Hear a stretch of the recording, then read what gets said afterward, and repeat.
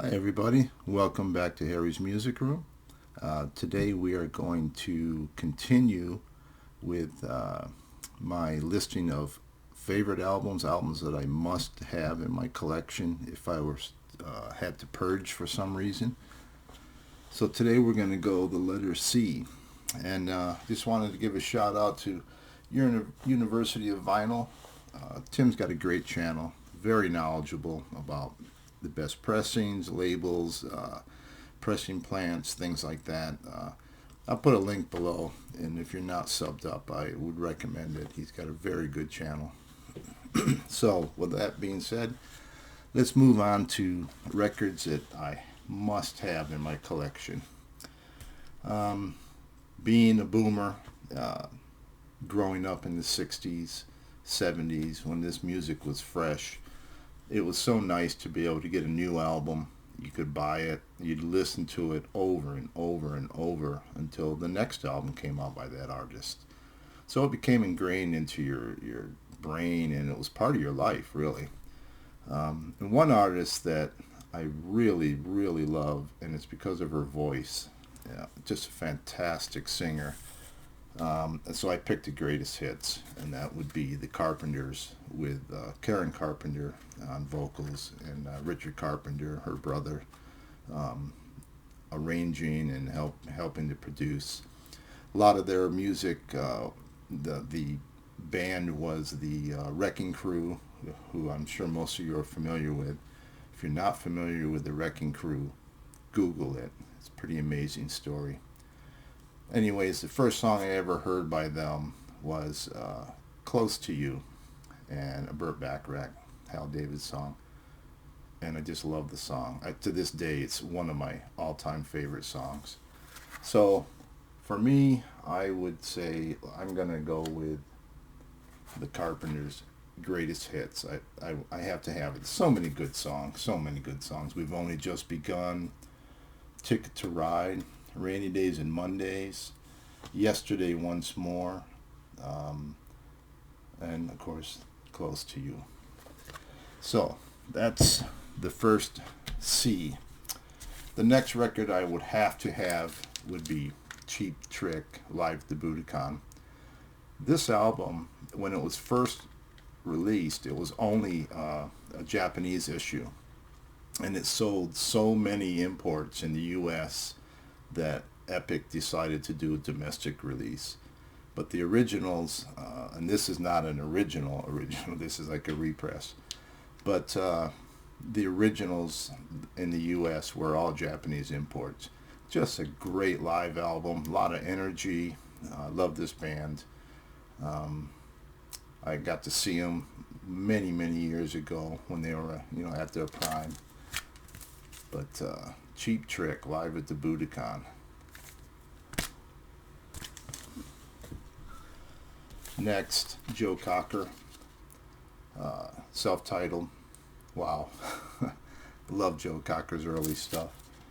You got Bird on a Wire, Lottie Miss Claudie, She Came In Through the Bathroom Window, Something, Darling Be Home Soon, Delta Lady. Just a great record. Great backing band. Leon Russell, the Grease Band, Henry McCulloch, Clarence White, just Mary Clayton, just so many great people in this band. And of course, a lot of that had to do with Leon Russell putting the band together. As a matter of fact, the Madmen and Englishmen band that Joe kind of stole originally was Leon's band. Leon, another one of my favorite artists. Had the pleasure to meet him once. And then next, I love this album. I got this from Mazzy's Coleman collection. I saw her on this tour. Every song on this album for me, is a great song. You've got Sonny Came Home, Get Out of This House, I Want It Back, Wichita Skyline, I love. She tells a funny story in concert that Wichita has no skyline. Suicide Alley, New Thing Now. Great album. Didn't like her other stuff so much, but this one I really, really like. And then another band I grew up with, the first song I ever heard by them was a song called The Rain, the Park, and Other Things, the Cowsills. And the Cowsills were the original idea for the Partridge Family. For whatever reason, they didn't use the real Cowsills, but they put together a fake band and called them the Partridge Family. But the Cowsills had so many good songs. You've got We Can Fly, Rain Park and Other Things, Indian Lake, Poor Baby, In Need of a Friend. I've always liked the Cowsills, and I have all their other albums. But if I kept one, it would be the best of. That way I get all the stuff I really like. We got another great Jack Davis cover here. Jack Davis did a lot of illustrations on albums in the 60s, and many collectors seek out album covers just for his artwork. Next, one of my favorite psychedelic albums of all time, and again my good friend Gloria turned me on to this one, and that would be Country Joe and the Fish, electric music for the mind and body, with Sweet Lorraine, just flying high. Killer psych album out of the San Francisco area. If you've not heard it, by all means, stream it, do something, but listen to it somehow. Just a great album.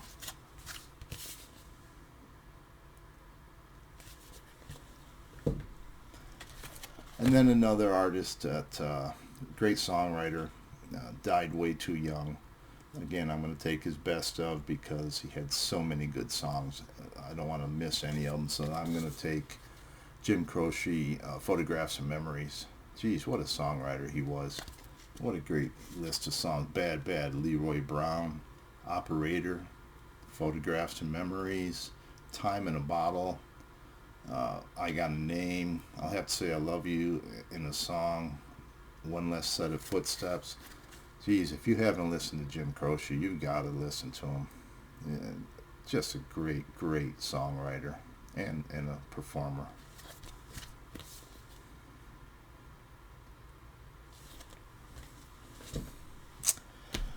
One of my all-time, this would probably be one of my top 10 albums. J.J. Cale, Naturally. Oh, wow. My first time having this was on an 8-track. I had a 1969 Barracuda with a 8-track that I installed when I was in the Air Force, and I listened to this non-stop. My memory of this record is getting pulled over by the police for changing lanes without signaling. You know, if you were in the military, you had a nice car, a hot car. Back then, cops would use any excuse they could to stop you. They get you for, if you squealed your tires, they would write you up for exhibition of acceleration. Of course, this was Texas too, so I was in San Angelo, Texas. So Naturally by J.J. Cale, Call Me the Breeze, which is my favorite Leonard Skinner song, Don't Go to Strangers, Magnolia, Clyde, Crazy Mama, After Midnight, Bringing It Back. Fantastic album. I like a lot of his stuff, but this is the one I can't live without. Next, possibly the best debut album, in my opinion, of all time, and that would be the first Cars album. Not a bad song on it. Killer record. I have played this record to death, and I never get tired of it. Moving in stereo, just everything on here is fantastic. They kind of lost me a little later. I got to that third album. Second album I liked. Third was okay, and then it kind of went downhill from there, in my opinion. But this is one of the best debut albums of all time. And then another band that I grew up with, a band that I loved. At the time, they were probably my all-time favorite band. I had two bands in the 70s I loved, and that was Three Dog Night and Chicago.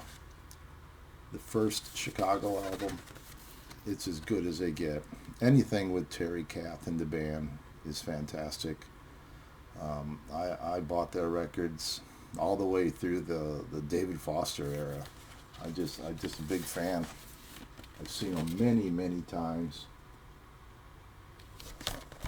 But if you only had one album, this would be the one I'd recommend. This is the one that's got I'm a Man, Question 67, 68, freeform guitar, which is really spacey out there, psychedelic kind of, just nothing but guitar noises.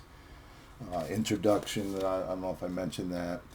Does anybody really know what time it is? Beginnings. South California Purples. I'm a Man. Just buy it. Just get it. You can't go wrong. And then, excuse me, another band from the 60s that they were a great singles band.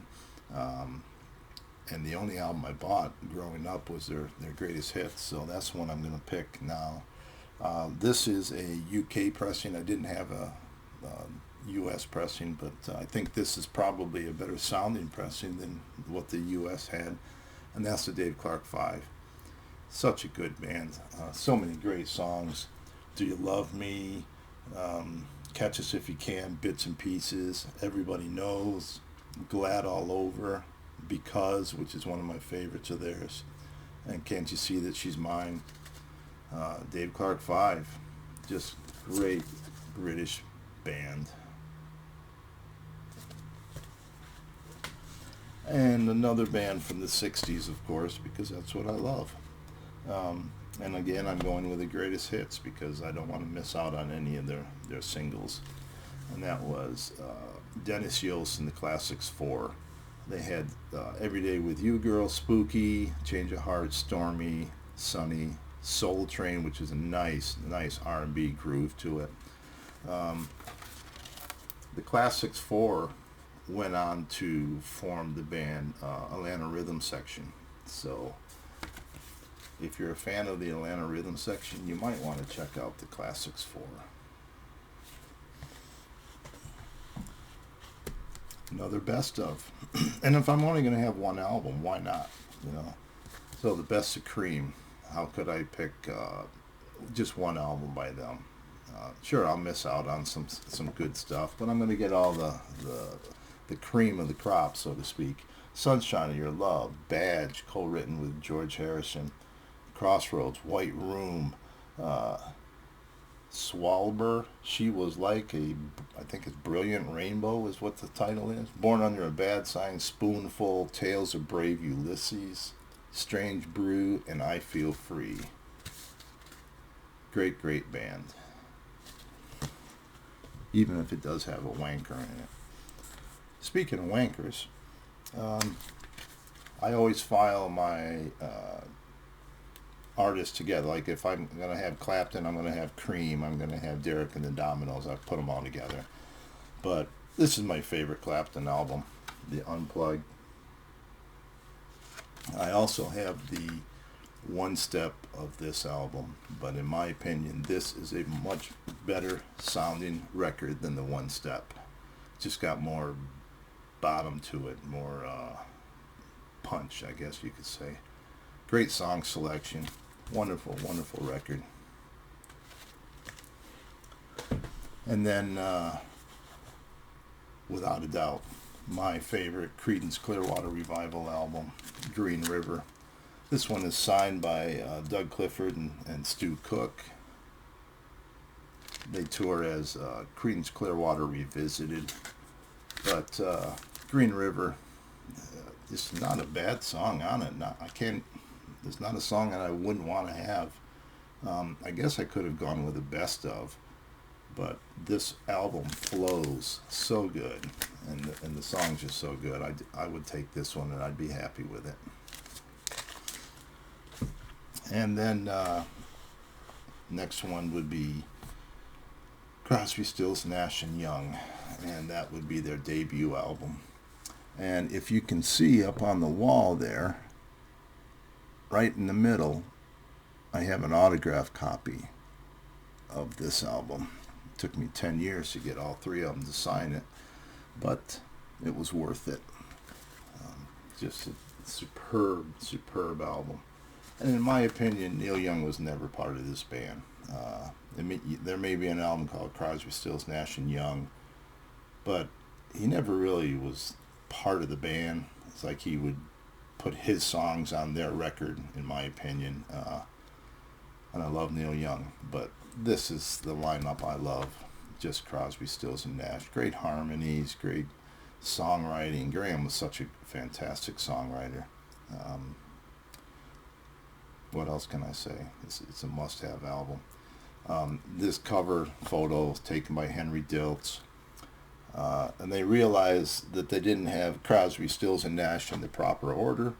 So they went back to shoot the photo again. And when they went back, the house was gone. It had been torn down. So, interesting story. And there's a really nice DVD out called Under the Covers. And it discusses all of Henry Diltz's famous photography. He did a showing in Seattle of his artwork, of his photos, and I went and saw it. And fascinating guy. Man, he took everybody's pictures. He's done so many record album covers. I'd like to see Mazzy do something on Henry Diltz. Maybe he did and I missed it. I don't know. But anyways, fantastic album. Love it. And of the three, probably my favorite person in the band is David Crosby. And this is the one album that I would have to have. This is last year's Mobile Fidelity release of If I Could Only Remember My Name. And this is one of the few that they did actually do all analog. If you're a fan of this album, pick it up while you still can. Maybe you can still get it at a good price. I don't know. But this is just a great, great album. And then, again, I keep all my albums in order. So if I have Crosby, Stills, and Nash, I'm going to have those individual albums with them. And this would be my go-to Stephen Stills album, which I did get signed by Stephen.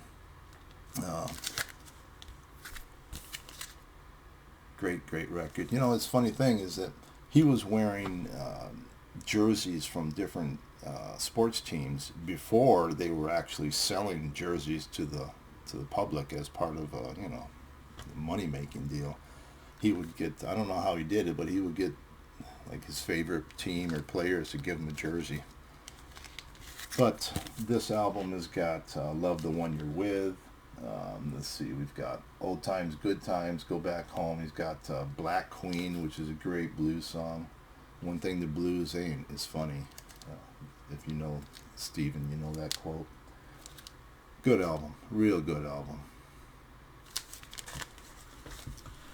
And then my last album for the letter C is going to be part of Crosby, Stills, and Nash, and that is going to be Graham Nash, Songs for Beginners.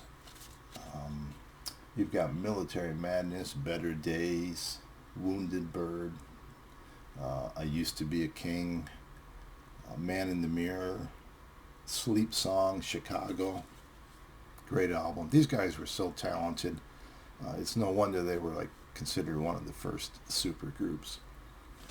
So those are my choices for songs or albums that I can't live without, that if I were to purge, I'd have to keep those. And next video is going to be letter D and maybe E. We'll see how many I pull out of D. But I appreciate you watching. If you're not subscribed, please do so. It gives me that inspiration to keep going, and I'm kind of trying to push for 1,000 subs, and I'm close to 700, but my goal is to reach 1,000. And I feel like if you do that, you've kind of reached a goal or of some sort. If you're doing this, I mean, why not do it if you want to get people to watch what you're putting up, to watch the music you love and talk about it. So until the next time, ciao.